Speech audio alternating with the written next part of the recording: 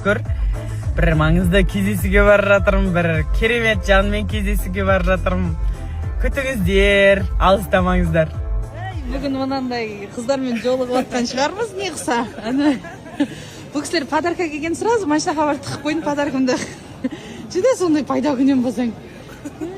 Наватқа шақырып қыздарды қозғал жерде. Өзін шақырғанмен жұмыс жоқ та.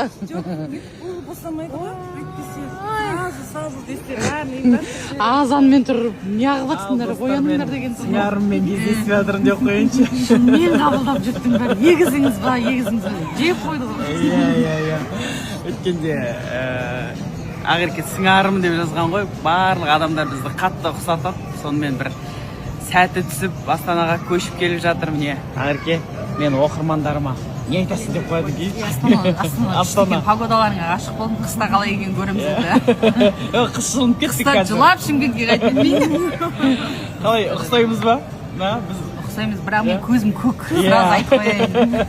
Қатты сіздерді просто сіз шашыңыз қара, сізді қондырылып тұрған. Иә, көзі Қасында қондырып, сіздің қасыңыз қара. Иә. Сіз қараға бояйсыз ба? Мен қоңырға бояймын ба? Ай, мен бояуым қиын. Мен 30 жыл болды шашым мен қасым теріп, шаш боямағаныма. Бұдан ары қарай істете алмайсыңдар ау. Мен шашым мен қасымды бояп көрмегенмін, иә. Сіздер мені боямаған деп ойлап отырсыздар ма? Сондай дедің ғой мен. Қойшы дедің ба? Жаман болды, бірақ екіміз қатты сөзге келістік. Өмір жолы олар. Иә, сондай болды. Сендерше действительно елдер айтқандай копия әкесіңдер ғой екеуін. Айналайсыңдар, қатты ұқсайсыңдар сендер. Иә, сен шашың қараса қап-қара, сенікі қоп-қоңыр. Көздеріңді қарасайшы, екеуіңкі копия ғой. Сенікі қап-қара, сенікі көк-көмбек. Еріндеріңше, сенікі жіп-жіңішке, сенікі до-балдай. Неге ұқсаттың ба? Иә, ұқсаттың ба? Жағына шықсайын. Мә, ұрғандарың екен ұқсайтын.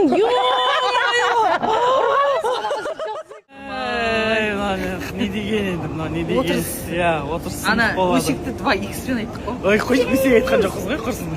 Әңгіме ғой. Әңгімеңізде әңгіме. 2х-пен. Иә, бір қызық оқиға айтпашы аға. Қойдың өт туралы. Біле, ол ұзақ ғой. Ya fotoğraf soğansın öyle. O zoyende.